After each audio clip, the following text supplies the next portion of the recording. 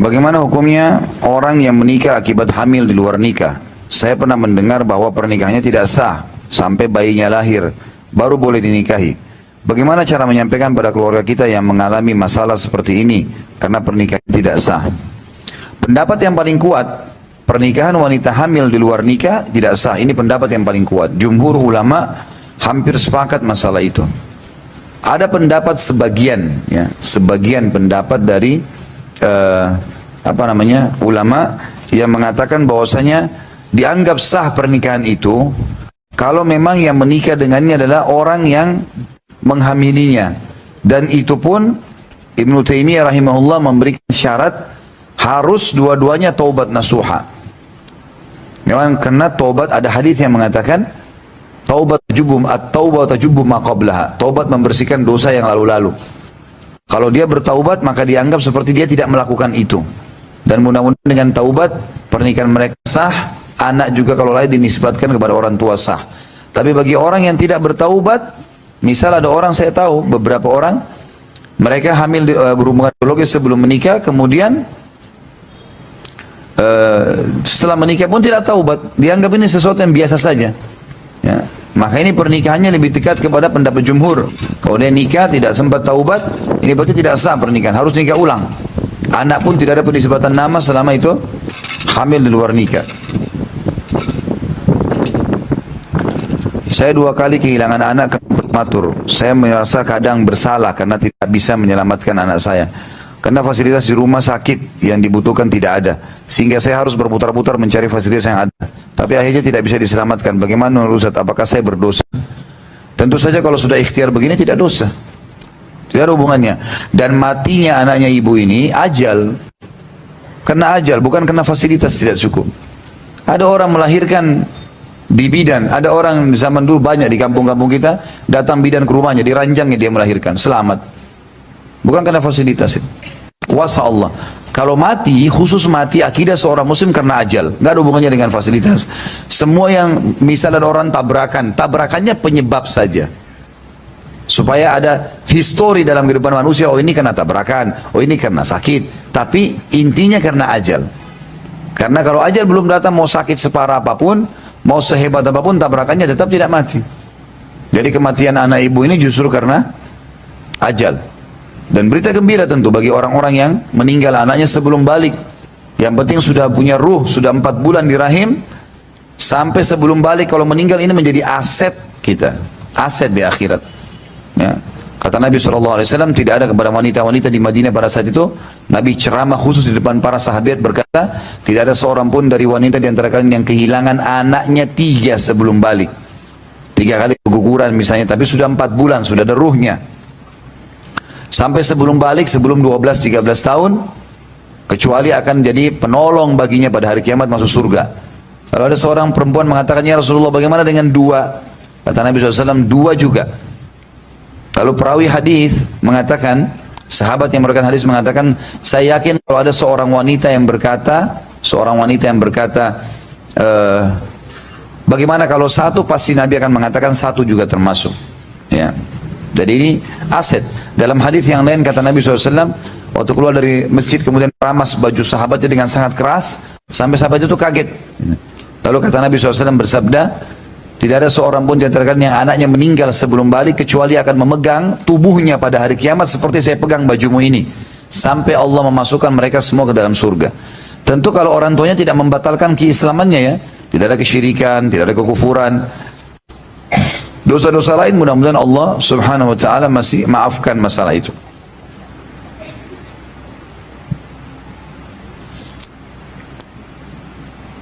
Tolong berikan judul buku mendidik anak yang bagus menurut Ustaz, pengarang dan penerbitnya.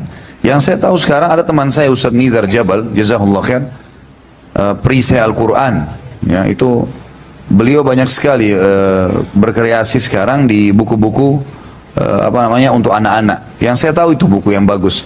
Ada serial sahabat, ada serial nabi-nabi, ada segala macam. Untuk yang lain saya masih belum.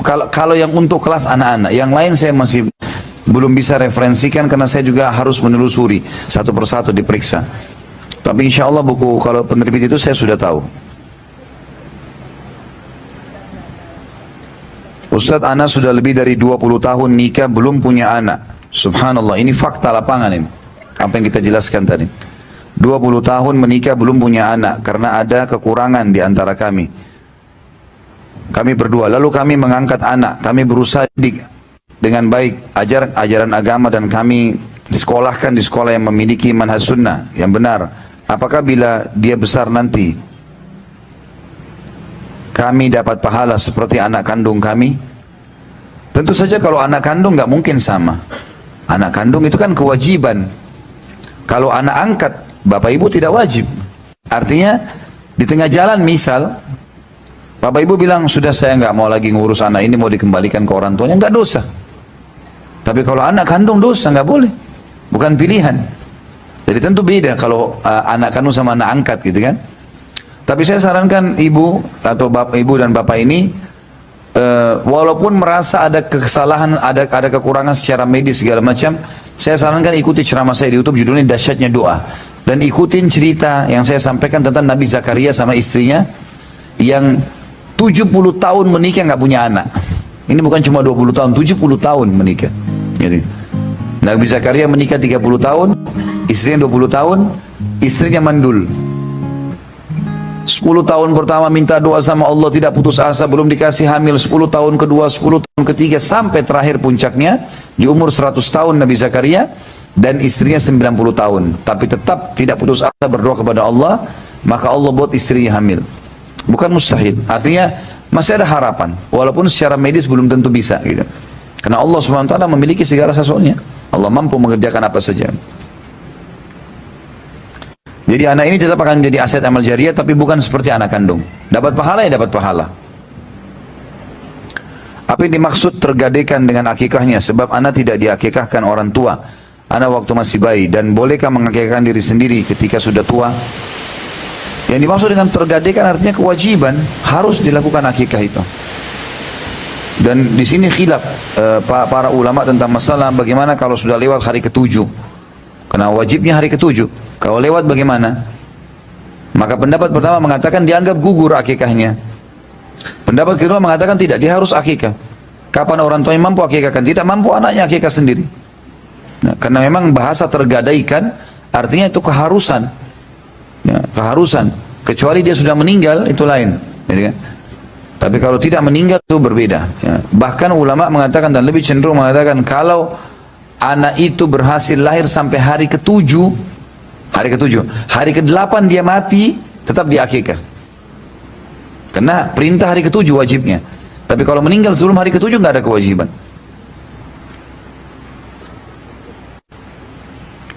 Saya menikah karena kecelakaan. Saya sangat kilap sekali pada waktu itu. Bagaimana menjelaskan ke anak saya apabila sudah besar nanti menanyakan hal tersebut? Adakah kewajiban kami sebagai orang tua selain hak anak yang Ustaz sudah sampaikan tadi? Saya sarankan bapak atau ibu yang bertanya ini taubat nasuha dengan pasangan. Dan kalau sudah taubat nasuha, pegang saja pendapat Ibnu Taimiyah rahimahullah. Karena beliau tetap mengatakan kalau orang yang berzina sebelum nikah, kemudian hamil luar nikah, bisa anak itu ternisbatkan pada dia, bisa. Syaratnya mereka taubat dua-duanya. Karena beliau, pendapat pribadi beliau ya, tapi saya lihat ini sebuah jalan keluar bagi umat. Ya. Tentu ini tidak mungkin diumum-umumkan ke sana sini, tapi karena ini ada pertanyaan juga, kita jelaskan. Dan sudah saya jelaskan juga dalam materi kita, tadinya bahwasanya ini jalan keluar yang sangat luar biasa dari Allah SWT melalui lisan Ibnu Taimiyah rahimahullah, gitu kan. Jadi kalau mereka sudah taubat nasuha, maka dianggap ya anaknya boleh dinisbatkan kepadanya walaupun tadi dari hasil zina. Bagaimana hukumnya seorang anak laki-laki yang menunda menikah karena masih menanggung nafkah untuk kedua orang tuanya, sedangkan penghasilannya hanya mencukupi hal tersebut? Ya. Dia menikah dengan orang yang sepadan, karena kan menikah bukan berarti berlebih-lebihan dalam membutuhkan nafkah. Misal gini, seseorang di antara kita laki-laki sini masih bujang belum menikah. Dia punya pendapatan misalnya 3 juta rupiah. Orang tuanya butuh di rumah misalnya 3 juta itu dipakai untuk kebutuhan rumah, masak. Dia juga termasuk makan di situ misalnya. Istrinya datang, dia cuma tinggal menambah 1 piring makanan kok. Tidur bersama dia. Nggak ada sesuatu yang besar. Kecuali kalau memang dia menikah dengan wanita yang royal misalnya ya. Butuh segala macam tambahan, ada banyak-banyak permintaan, itu lain. Tapi kalau tidak, menurut saya Allah alam tidak ada. Pernikahan tidak harus dihubungkan dengan kekayaan yang besar kok. Menikahlah dengan orang yang sepadan. Sebagaimana sabda Nabi SAW, wa ankihul akfa minkum, menikahlah dengan orang yang sepadan. Tapi kalau misal akhi yang bertanya ini memang sifatnya masih bisa mengontrol syahwat, ya, masih tidak ada masalah di situ, maka tidak ada masalah. Menurut saya urus dulu orang tuanya gak ada masalah. Karena ini kan juga tidak tahu berapa umurnya tadi ya. Tapi kalau misalnya dia merasa berbahaya, bisa terjerumus dalam perbuatan dosa, maka ya nikah. Gak ada hubungannya dengan prestasi dunia itu. Ya, kan? Susah nikah di Jakarta karena biaya besar misalnya. Cari di kampung-kampung banyak. Nah iya. Saya dengar di waktu saya lagi berkunjung di salah satu kota di Jawa Timur, saya temukan ada beberapa wilayah yang orang menikah dengan 2,5 juta nikah. Dan istrinya boleh dibawa. Insya Allah itu satu solusi yang sangat baik.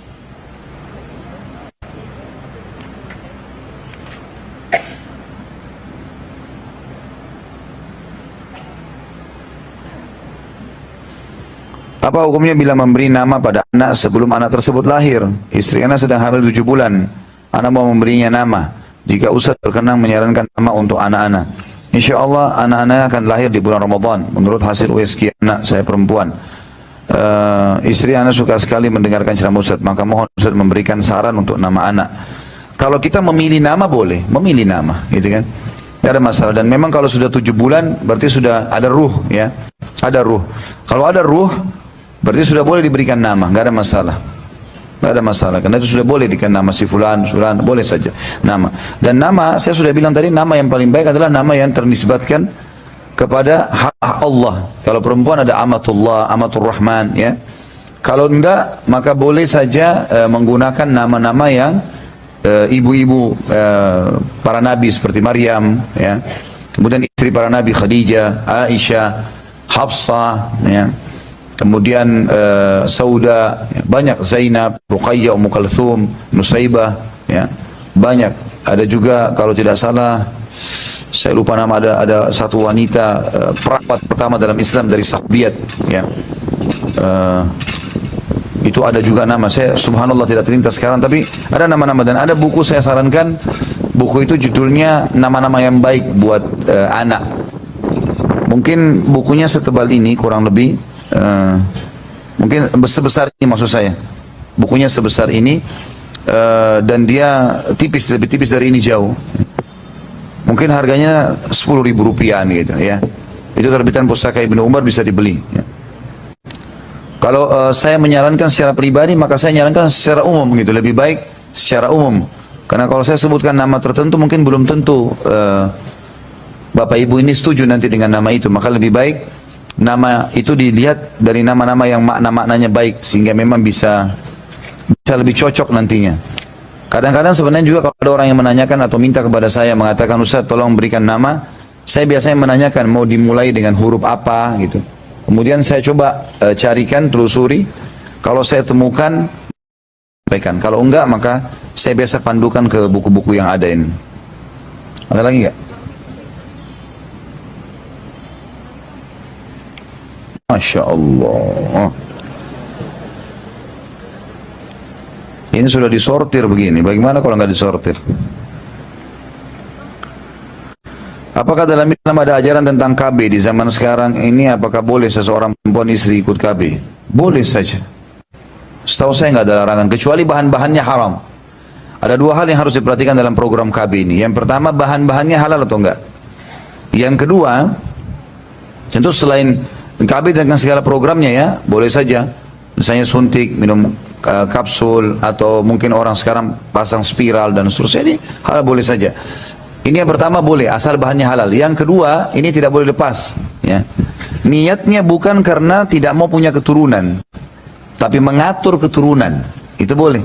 Misal, kita memberikan hak anak, pertama nyusuin 2 tahun. Nanti tahun ketiga baru hamil misalnya. Jadi setiap 3 tahun itu nggak masalah. Karena Nabi SAW menyuruh bahkan ya kita memiliki keturunan yang banyak. Kata beliau dalam hadis yang sahih, tazawwajul waludul wadud fa inni mukatsirun bikum yaumal qiyamah. Menikahlah dengan wanita yang subur dan juga penyayang. Salah satu makna penyayang adalah cinta dan urus suaminya serta mau memiliki anak yang banyak. Karena hubungannya antara kasih sayang dengan kalimat sebelumnya subur.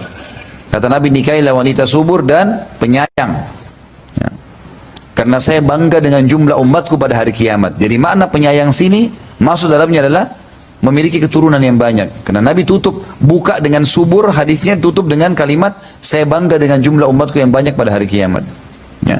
Jadi ini selalu ada waswas syaitan kepada para ummahat kita muslimat agar menahan keturunan mereka. Ini nggak boleh nih. Kecuali ada udzur-udzur syar'i ya. Misal kalau dia hamil lagi bisa anaknya lumpuh, cacat ya, atau mungkin bisa mengancam jiwanya, itu lain. Lalu dokter menyarankan agar disterilkan saja, itu nggak ada masalah. Kalau memang bahaya. Makanya ibu-ibu juga jangan buru-buru operasi ya. Nikmatilah proses ibadah itu. Ya. Kalau seandainya orang beda nikmatnya orang ibadah haji, gitu kan? Dalam kondisi menikmati semuanya dengan orang yang semuanya serba terfasilitasi. Misalnya tidak ada sama sekali dia lihat jemaah haji yang lain, dia punya jalur khusus, nggak ada macet, nggak ada segala macam, nggak rasakan apa-apa. Beda ibadahnya dengan orang yang merasakan suka dukanya itu. Dan Allah akan memberikan sesuai dengan kadar juhud itu. Ya. Makin beda pahalanya orang yang sholat di musim dingin, ya, dengan orang yang sholat di biasa-biasa saja, udara nggak ada masalah. Beda sesuai dengan kadar juhudnya dan upayanya. Jadi sabarlah wahai muslimat ya. Sekarang ini luar biasa, manjanya bukan pada tempat ya. Jadi semuanya mau cepat-cepat. Bisa normal enggak? Operasi aja. Suami saya mampu kok. Betul suami mampu. Tapi pahalanya sayang. Kita sudah tahu kalau operasi maksimal bisa punya 3 anak. Lebihnya sudah terancam resiko. Padahal itu aset-aset amal jariah kita. Amalan apa yang paling baik ketika istri hamil agar anak kami ada saja ya. Agar anak kami ganteng seperti Ustadz ya. Mohon doa dari Ustadz dan jamaah agar anak kami mudah dididik. Ini Allah yang kasih, bukan pilihan saya. Itu juga relatif, itu kan penilaian Bapak Ibu. Terima kasihlah sudah nilai saya. Minta anaknya seperti Nabi Muhammad SAW, minta seperti Abu Bakar, bukan seperti saya gitu. Tapi orang boleh minta kepada Allah, tapi yang paling utama minta kesolehan. Tapi boleh kita juga mengatakan, ya Allah sempurnakan fisiknya, boleh, nggak ada masalah. Itu hak kita untuk minta kepada Allah Subhanahu Wa Taala. Bagaimana pandangan Islam terhadap anak? Maaf, ini tadi masalah hamil ya. Kalau hamil, kalau saya pribadi, karena saya belum menemukan secara khusus ya, amalan apa yang khusus. Tapi ada buku terbitan pustaka Ibnu Umar, kalau tidak salah judulnya itu doa dan wirid atau doa dan zikir ibu hamil. Juga sama, mungkin 10 ribuan atau 15 ribu rupiah. Bisa dibaca untuk melengkapkan, tapi kalau dari saya, biasanya saya sarankan istri saya untuk sementara hamil, tentu saya fokus untuk memberikan nafkah yang halal, dia menjaga kesehatan, ketenangan pikirannya, kemudian juga bagaimana dia sering mendengarkan Al-Quran si janin itu, ditempelkan di perutnya ayat-ayat Al-Quran. Dan saya pernah baca ada satu artikel, ada seseorang yang berhasil membuat anaknya hafal Quran di umur-umur yang sangat kecil, yang masih kecil, itu justru karena anak itu sudah biasa dikhatamkan Quran di perut ibunya. Di setiap saat itu didengarkan 2-3 jam per hari, dengarin dari surah Al-Baqarah sampai surah apa gitu. 3 jam itu lumayan ya, bisa mungkin 5 juz ya, bisa 10 juz bang. Jadi bisa diperdengarkan itu sambil ibu juga dengarin. Mudah-mudahan dengan biasanya dia mendengarkan Al-Quran itu malah jadi bagus buat dia. Itu surveinya. Nah, ini Allah alam itu yang saya sarankan. Bagaimana pandangan Islam terhadap anak autis, special need? Ya, apakah terkena syariat? Benar-benar autis tidak bisa apa-apa. Apakah Allah akan menjaga dia setelah orang tuanya meninggal? Karena dia pergi setelah meninggal. Kemana dia pergi setelah meninggal? Apakah benar anak spesial akan membawa syafaat untuk orang tuanya? Setahu saya dia masuk dalam kategori autis itu anak-anak yang ya, seperti anak yang kehilangan akal sebenarnya hukumnya. Jadi nggak ada beban syar'i. Kecuali dia setengah. Dalam kata kadang-kadang dia sadar, kadang-kadang dia tidak sadar. Pada saat dia sadar, dia kena hukum syariat. Pada saat dia tidak sadar, dia tidak kena hukum syariat. Nah, kadang-kadang mereka kalau lagi tidak sadar, ya sudah tidak sadar apa yang dia lakukan. semuanya kemana-mana, mungkin bisa marah-marah, mungkin bisa memecahin barang, mungkin bisa mukul orang, mungkin segala macam. Tapi kalau lagi dalam kondisi sadar, maka ini tetap wajib syar'i, dijelaskan, diterangkan gitu. Ya, ini cobaan dari Allah Subhanahu wa taala. Kalau kemana dia pergi itu kuasa Allah. Ibu dan bapak cuma ikhtiar saja. Tugas kita tidak usah ngurus yang sudah, kalau kita sudah meninggal. Bahkan kita tidak usah pikir nanti siapa yang urus jenazah kita. Begitu kita mati ada yang urus nanti, gitu kan? Harta kita pun dibagi dengan warisan, bukan lagi kita yang urus. Begitu juga dengan keadaan anak-anak. Tugas kita makanya selama hidup jadikan mereka sebagai aset amal jariah, nasihatin, luruskan, berikan yang terbaik. Ada seorang ustadz yang berbicara bahwa orang tua berhak untuk memaksa, tanda kutip, anak dalam hal kebaikan, misal masuk pesantren atau sekolah agama. Terkait hal ini banyak orang tua berkata anaknya tidak mau dan tidak mau memaksakan kalau anaknya tidak mau. Bagaimana memahami kondisi ini sementara kita ingin agar anak kita mendapat pendidikan agama yang benar? Anak-anak itu bukan ditawarkan, ibu-ibu sekalian dan bapak, diaturkan. Ini yang salah memang. Jangan dibuka dari kecil. Nak, kamu pakai baju apa? Enggak usah. Enggak perlu. Bapak ibu yang pilihkan. Gitu kan? Kalau dikasih pilihan seperti itu mau pakai baju apa? Nanti kalau dia punya tontonan tentu dia mau pakai baju seperti yang dia tonton. Salah ya. Jangan sama sekali. Ya. Jadi kita mengaturkannya dari makannya, kalau bayangkan kalau anak kita kasih segala macam hal. Ya. Misal mau makan apa hari ini nak? Misal kita kasih begitu, maka besok dia tidak makan kecuali dia ditawarkan dulu. Karena jadi masalah, dia ngatur orang tuanya nanti. Terbuka pintu pembangkangan ini, durhaka. Ya, tidak usah. Anak-anak kita yang aturin semuanya. Dan kalau kita biasakan dari kecil kita yang aturin, nah ini makannya sudah siap, udah. Masa hari ini ya ini ya bu, iya ini hari ini nak makan ya, bersyukur sama Allah. Dari awal kita atur memang dia. Memang sudah begitu. Pesantren nanti insya Allah ayah sama ibu akan antar kamu ke pesantren, kita lihat pesantrennya ya. Ini pesantren, ayah sama ibu mau kokohin sekolah di sini. Dia akan patuh kalau kita sudah biasakan dari kecil. Tapi kalau kita sudah dari awal selalu ajak dia musyawarah, salah ini.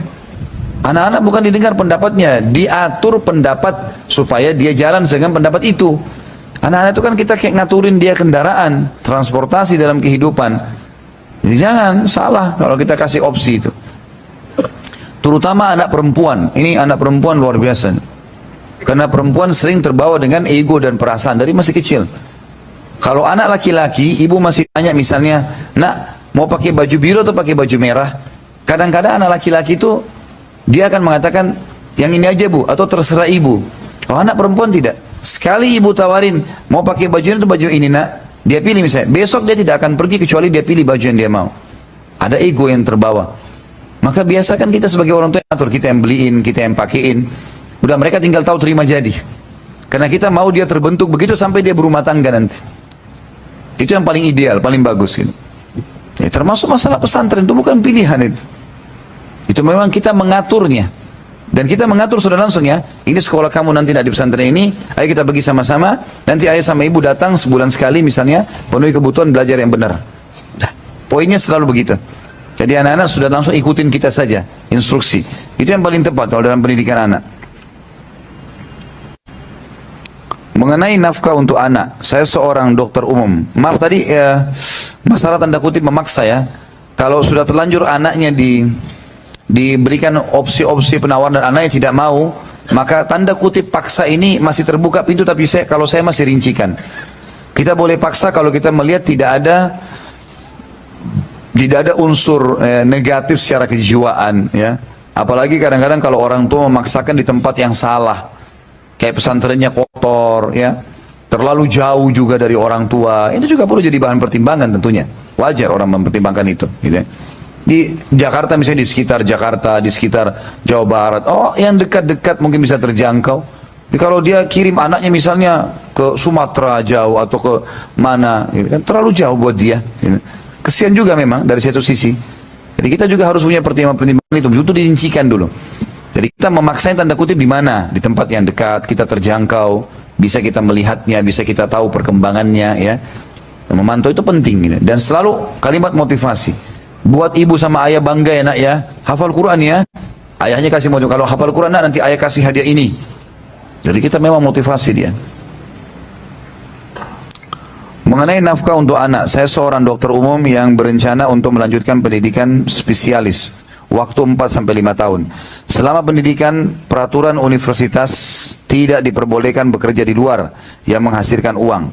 Bagaimana dalam kasus tersebut? Sementara sebagai laki-laki wajib untuk menafkahi.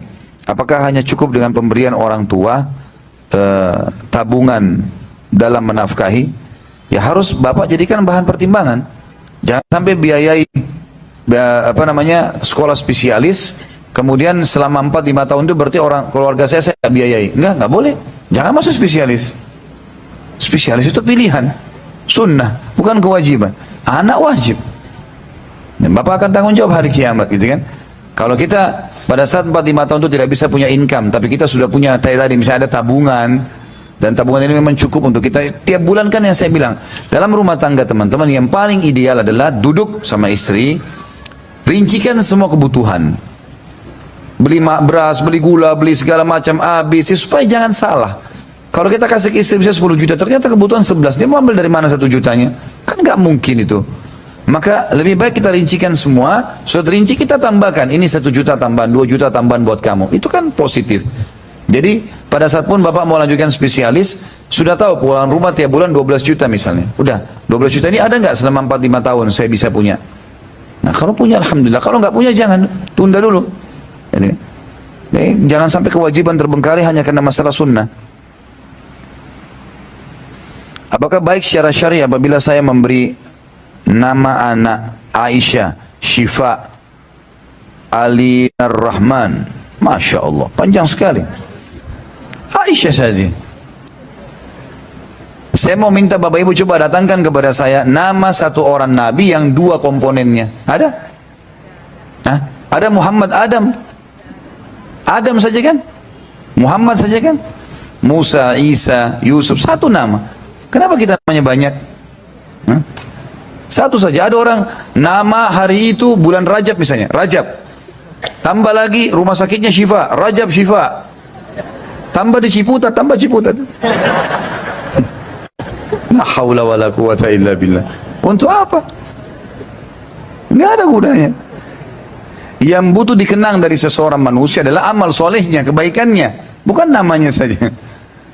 Sudah cukup satu nama, satu nama. Nama istri Nabi Aisyah, Hafsah, ya, satu nama. Sauda, Zainab, satu nama.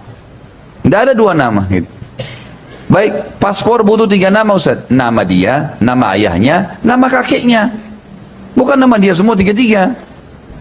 Gimana caranya? Saya di paspor gitu, nama saya Khalid, nama ayah saya Zaid, nama kakek saya Abdullah. Khalid, Zaid, Abdullah, selesai. Atau nama kita, nama ayah, nama suku. Kan apa? Begitu memang, gitu kan. Begitu caranya gitu. Maka ini yang paling tepat. Jadi saran saya nggak usah terlalu panjang begini. Insya Allah kalau pendidikannya baik, maka dia akan dapat yang kita inginkan. Oh, saya mau anak saya ini menyejukkan hati orang tua. Ya sudah, buat baik-baik pendidikannya akan menyejukkan hati kok.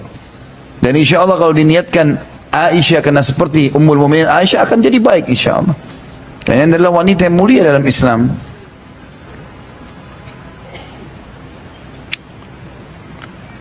Saya memberi nama saya seperti nama Ustadz. Semoga kelak menjadi orang yang berilmu dan berakhlak. Saya pernah mendengar kalau bayi dikhitan begitu besar bisa kembali sebelum dikhitan. Saran saya jangan seperti saya lah, ya. Seperti sahabat, tokoh-tokoh agama yang besar, gitu. Tokoh agama besar banyak, Abu Bakar, Umar, Uthman, Ali. Khalid pun niatkan Khalid bin Walid, bukan Khalid bin Zaid. Terlalu kecil sekali kalau saya gitu. Niatkan sahabat, pejuang Islam yang besar, gitu kan. Insya Allah mudah-mudahan itu lebih positif. Niatkan ke situ. Innamal a'malu binniyat. Saya pernah mendengar kalau bayi dikhitan begitu besar bisa kembali sebelum dikhitan. Apa maksudnya ini? Saya pernah mendengar kalau bayi dikhitan begitu besar bisa kembali sebelum dikhitan. Tidak, sama sekali enggak. Enggak ada hubungannya. Maksudnya kembali seakan-akan belum dikhitan. Gimana caranya? Enggak mungkin itu. Anak Ustadz berapa umurnya untuk dikhitan? Baru berapa hari lahir. Anak saya baru berapa hari lahir. Saya bawa ke satu klinik dekat rumah dikhitan, alhamdulillah. Pakai apa yang sekarang? Laser ya? Ya alhamdulillah, selesai. Gak ada masalah. Anak perempuan saya sebentar lagi lulus SMP, tapi dia Tidak ingin lagi melanjutkan ke sekolah formal. Dia hanya ingin belajar ilmu agama saja. Tapi bapaknya tidak setuju jika tidak ada pendidikan formalnya karena terkait ijazah. Saya coba cari jalan tengahnya dengan mencari sekolah agama yang ada pelajaran formalnya, tapi yang sudah banyak saya temui biayanya lumayan mahal, sedangkan ekonomi kami belum bisa dikatakan mampu ke situ. Jika dipaksakan, saya khawatir suami akan nekat melakukan pinjaman riba lagi. Ikhtiar apa yang saya harus lakukan, Ustaz? Mengingat saya baru berhijrah menuju sunnah ini masih sangat baru sekali. Itu pun alhamdulillah hidayah Allah beri melalui anak saya. Akan tetapi suami saya belum, karena itulah dalam hal ini saya bingung antara keinginan anak dan suami yang dengan kondisi ekonomi kami sekarang ini. Saya hanya ibu rumah tangga dan tidak bekerja. Bagaimana memilihkan sekolah yang baik dan benar manhajnya untuk anak khususnya perempuan? Apakah boleh anak perempuan mondok pesantren dalam atau luar kota dalam kondisi tidak memiliki mahram? Tentu saja teman-teman sekalian, yang saya tahu pesantren itu ada pendidikan formalnya loh.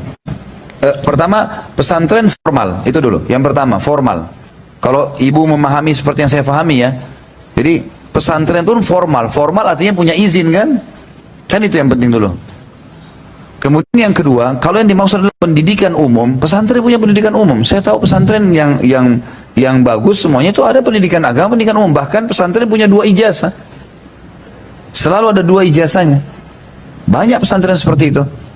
Termasuk dulu saya waktu saya masih di Makassar, sebelum saya keluar sekolah di Mesir waktu masih SMP, saya sempat masuk di satu pesantren di Makassar. Saya tahu betul kurikulum sekolah pesantren itu dulu 2. Kita belajar umum, belajar agama. Bahkan ijazahnya dijanjikan 2 memang 2. Yang umum dan yang agama gitu. Nggak tahu kalau sekarang digabungkan. Kalau sekarang mungkin kalaupun digabung pasti ada pendidikan agamanya, ada pendidikan umumnya. Jadi ini mungkin yang difahami oleh suaminya ibu adalah pesantren yang tradisional, yang mungkin memang tidak ada ijazah. Ada kan memang bahwa pesantren di Indonesia begitu ya. Dia cuma datang orang di pesantren duduk kayak zaman-zaman dulu orang duduk cuma dengerin pengajian. Ini biasanya memang membuat anak-anak banyak jenuh ini. Jadi carikan pesantren yang formal, resmi, dan memang pendidikan umum dan agama digabung. Dan saya tahu biasa dinamakan dengan pesantren modern. Ya. Nah itu insya Allah ada. Ya. Kalau yang di sekitar sini tentu saya tidak hafal nama-namanya semua, tapi saya yakin teman-teman sudah bisa ketik di Google pesantren sunnah atau apa saja itu, insya Allah akan keluar informasinya, karena sekarang di medsos sudah banyak diangkat. Doa agar anak menjadi yang saleh. Banyak diantaranya dalam surah Al-Ahqaq ya. Allah sebutkan sebentar saya lihat dulu ayatnya. Kalau nggak salah kita sudah sebutkan pertemuan yang lalu itu ya. Doa dalam surah Al-Ahqaq itu. Surah nomor 46 ayatnya saya lihat dulu.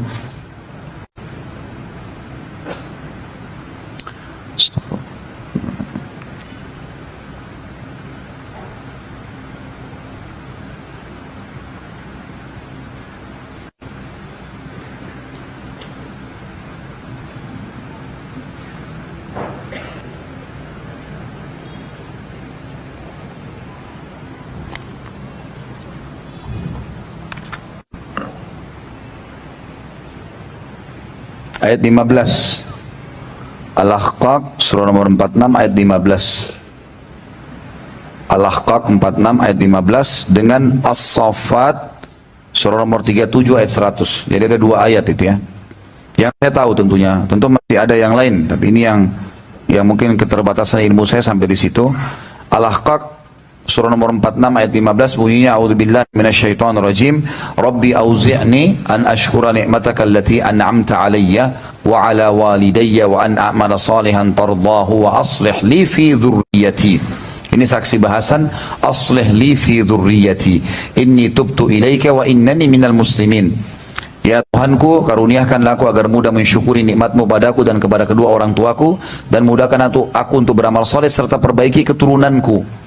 Sesungguhnya aku telah bertaubat kepadamu dan aku termasuk orang-orang yang menyerahkan diri. Kalau As-Saffat tadi surah nomor 37 ayat 100 bunyinya Rabbi habli minas salihin. Ya Allah, karuniakanlah aku keturunan yang saleh.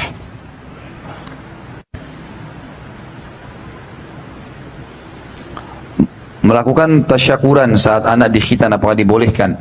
Setahu saya tidak pernah ada sunnahnya ini. Khitan saja, nggak usah buat acara. Kalau akikah masih dibolehkan oleh para ulama karena memang dasarnya kita disuruh sembelih memang. Tapi tidak pernah ada hadis kalau khitan kemudian disembelihkan kambing misalnya. Karena menyembelih kambing dan pada saat akikah itu berarti termasuk sunnahnya membagikan kepada orang. Karena Nabi SAW pada saat Hasan dan Husain di akikah, maka beliau mengambil sebagian dagingnya dan menyuruh Ali bin Abi Thalib menyebarkan, membagi kepada masyarakat Madinah. Maka ulama mengatakan kalau akikah boleh kita ya memberikan makan kepada orang, mengundang orang makan atau membagikannya boleh. Tapi kalau khitanan tidak pernah ada sunnahnya. Khitannya khitan saja gitu. Kalau anak laki-laki yang sudah menikah itu tetap masih tanggung jawab orang tuanya bukan? Tentu saja tidak lagi. Anak laki-laki hanya sampai balik, apalagi menikah. Jauh sekali. Jadi sunnah saja kalau bapak mau bantu itu sunnah. Kalau orang tuanya tidak pernah menasihati anak laki-lakinya yang sudah menikah dan anak itu bermaksiat, apakah orang tua akan menanggung dosanya? Tentu saja. Kalau dia tidak pernah nasihati anaknya, dia tidak pernah ingatkan, bahkan kalau salah dia biarkan, seperti banyak orang tua sengaja membiarkan anaknya zina, ya. Bahkan dia dukung pada saat pacaran, keluar dengan pacarnya, tentu saja dia tanggung dosanya. Kenapa dia biarkan kemungkaran? Nggak boleh. Ya. Harus dia bilang, sekarang dinasihatin supaya dia putus dari dosa itu. Dia nasihatin, nah ini nggak boleh, haram. Dulu ayah atau ibu salah, nggak nasihatin kamu. Ini haram loh. Setelah itu dia buat, dia dosa sendiri. Bapak ibu sudah lepas tangan karena sudah nasihatin. Tapi kalau kita diam saja, ini kita termasuk punya andil di situ. Apakah kalau cuma berdoa dan bersabar dalam menghadapi anak laki-laki tanpa dinasihati, apakah doa akan dikabulkan tanpa harus kita berikhtiar? Tentu saja seharusnya dinasihati. Jangan dinasihati, nasihatin. Semampu bapak, semampu ibu saja. Nasihatin. Ya, mungkin karena dari awal waktu masih kecil telat atau salah dalam pendidikannya, tapi belum telat untuk memutuskan dosa kita. Dalam arti kata, jangan sampai kita karena tidak nasihatin, akhirnya kita dapat dosa. Seperti mana saya jelaskan tadi. Doa itu adalah melengkapi semua itu, upaya ikhtiar kita. Kapan usia terbaik untuk anak masuk pesantren? Apakah anak tidak kehilangan kasih sayang orang tua jika masuk pesantren? Apakah ada riwayat sahabat-sahabat Nabi yang menitipkan pendidikan anaknya ke orang lain?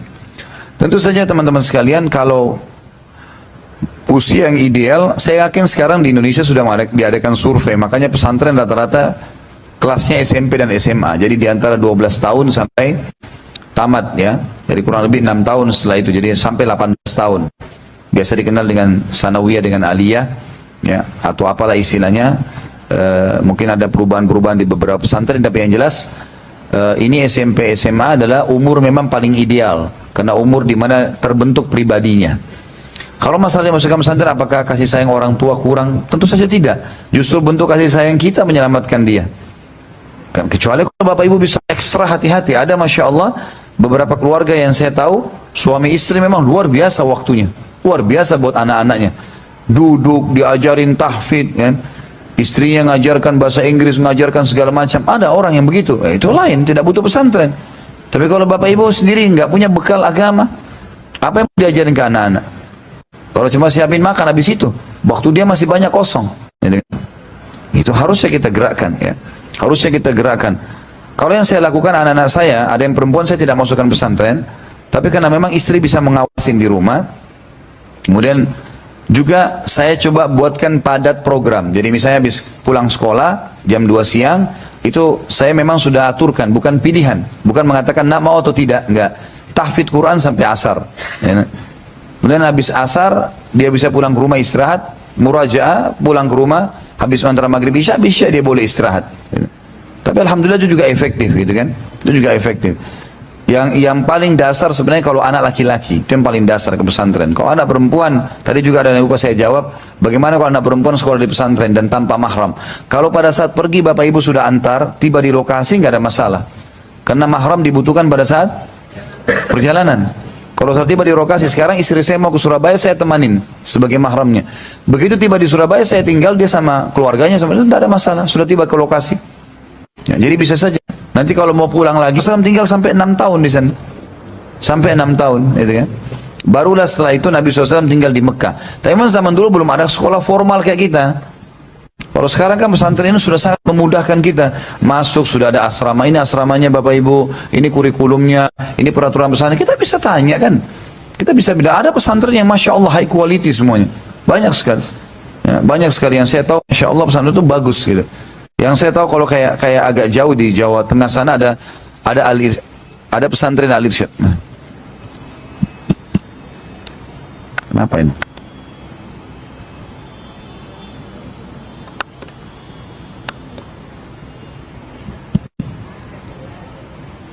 Hmm?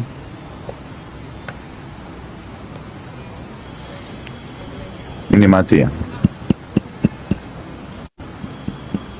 Dalam mic lain.